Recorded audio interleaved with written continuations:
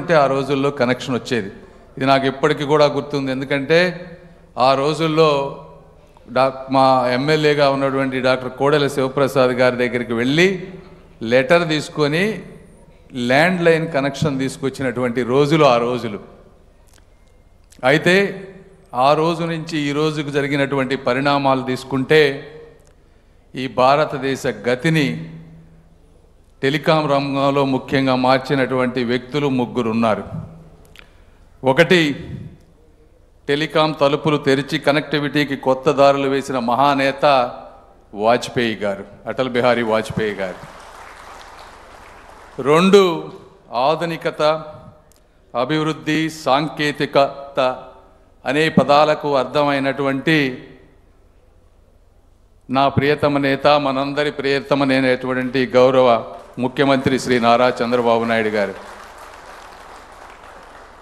ఆ రోజుల్లో ఈ విధమైనటువంటి ఇబ్బందులు ఉన్నప్పుడు వాజ్పేయి గారు దీని మీద ఆలోచన చేయగలిగేటువంటి శక్తి ఉన్నవాళ్ళు ఎవరు, విజన్ ఉన్నవాళ్ళు ఎవరు, కష్టపడి చేయగలవారు ఎవరు అని చెప్పి ఆలోచించినప్పుడు వాజ్పేయి గారికి కనపడినటువంటి యంగ్ విజనరీ లీడర్ మన నారా చంద్రబాబు నాయుడు గారు. ఆయన వీరిని చైర్మన్గా పెట్టి ఒక కమిటీ వేస్తే ఆ రోజుల్లో కమిటీ రిపోర్టు స్టడీ చేసి 3 విషయాలమైన ఒక స్పష్టత ఇచ్చారు.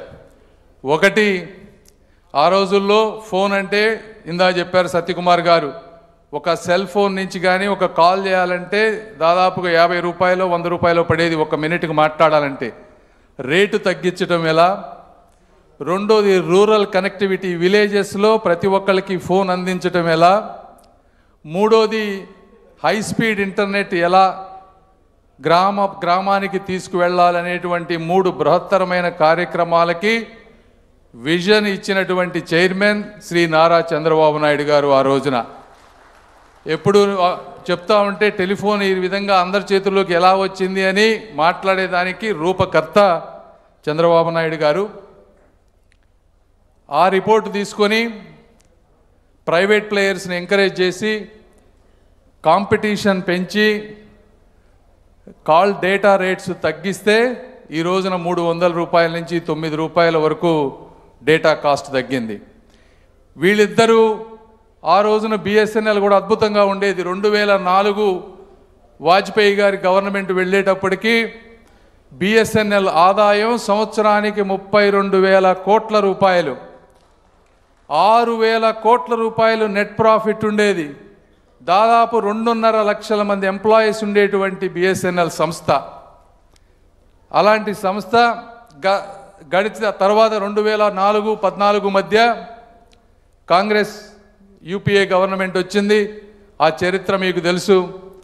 2G స్కాములు వీటన్నిటితోటి బిఎస్ఎన్ఎల్ సంస్థ మెల్లగా కిందకు వస్తూ ఉంది. మళ్ళీ 2014 తర్వాత ఇప్పటివరకు 2 నాయకుల పేర్లు చెప్పాను. మూడో నాయకులు దూరదృష్టి, దృఢ సంకల్పం, దేశభక్తి